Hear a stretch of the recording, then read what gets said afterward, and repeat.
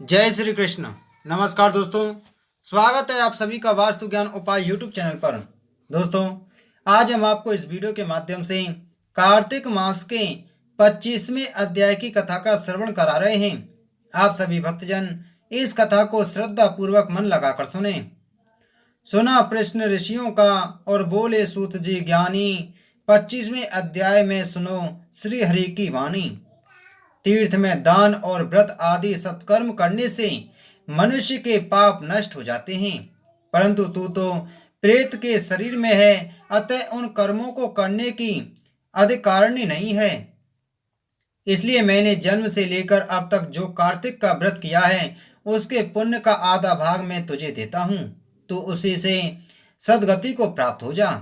इस प्रकार कहकर धर्मदत्त ने द्वादक्षर मंत्र का श्रवण कराते हुए तुलसी मिश्रित जल से ज्यों ही उसका अभिषेक किया, त्यों ही वह प्रेत योनि से मुक्त हो प्रज्वलित अग्नि शिखा के समान तेजस्विनी एवं दिव्य रूप धारणी देवी हो गई और सौंदर्य में लक्ष्मी जी की समानता करने लगी। तदंतर उसने भूमि पर दंड की भांति गिरकर ब्राह्मण देवता को प्रणाम किया और हर्षित होकर गदगद वाणी में कहा, हे द्विज श्रेष्ठ, आपके प्रसाद से आज मैं इस नरक से छुटकारा पा गई। मैं तो पाप के समुद्र में डूब रही थी और आप मेरे लिए नौका के समान हो गए। वह इस प्रकार ब्राह्मण से कह रही थी कि आकाश से एक दिव्य विमान उतरता दिखाई दिया। वह अत्यंत प्रकाशमान एवं विष्णु रूपधारी पार्षदों से युक्त था। विमान के द्वार पर खड़े हुए पुण्यशील और सुशील ने उस देवी को उठाकर श्रेष्ठ विमान पर चढ़ा लिया। तब धर्मदत्त ने बड़े आश्चर्य के साथ उस विमान को देखा और विष्णु रूपधारी पार्षदों को देखकर साष्टांग प्रणाम किया।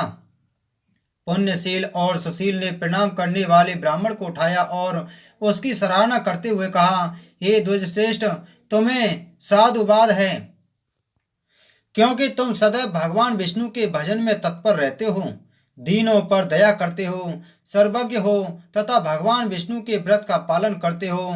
तुमने बचपन से लेकर अब तक जो कार्तिक व्रत का अनुष्ठान किया है, उसके आधे भाग का दान देने से तुम्हें दूना पुण्य प्राप्त हुआ है और सैकड़ों जन्मों के पाप नष्ट हो गए हैं। अब यह वैकुंठ धाम में ले जाई जा रही है। तुम भी इस जन्म के अंत में अपनी दोनों स्त्रियों के साथ भगवान विष्णु के वैकुंठ धाम में जाओगे और मुक्ति प्राप्त करोगे। धर्मदत्त, जिन्होंने तुम्हारे समान भक्ति पूर्वक भगवान विष्णु की आराधना की है, वे धन्य और कृतकृत्य हैं। इस संसार में उन्हीं का जन्म सफल है। भली भांति आराधना करने पर भगवान विष्णु देहधारी प्राणियों को क्या नहीं देते हैं। उन्होंने ही उत्तानपाद के पुत्र को पूर्व काल में ध्रुव पद पर स्थापित किया था। उनके नामों का स्मरण करने मात्र से समस्त जीव सदगति को प्राप्त होते हैं। पूर्व काल में ग्रहग्रस्त गजराज उन्हीं के नामों का स्मरण करने से मुक्त हुआ था। तुमने जन्म से लेकर जो भगवान विष्णु को संतुष्ट करने वाले कार्तिक व्रत का अनुष्ठान किया है, उससे बढ़कर न यज्ञ है, न दान और न ही तीर्थ है। विप्रवर, तुम धन्य हो, क्योंकि तुमने सदगुरु भगवान विष्णु को प्रसन्न करने वाला कार्तिक व्रत किया है, जिसके आधे भाग के फल को पाकर यह स्त्री हमारे साथ भगवान लोक में जा रही है। इति श्री कार्तिक मास 25वां अध्याय संपूर्ण। बोलो विष्णु भगवान की जय। दोस्तों, वीडियो को ज़्यादा से ज़्यादा शेयर करें और चैनल को सब्सक्राइब करें।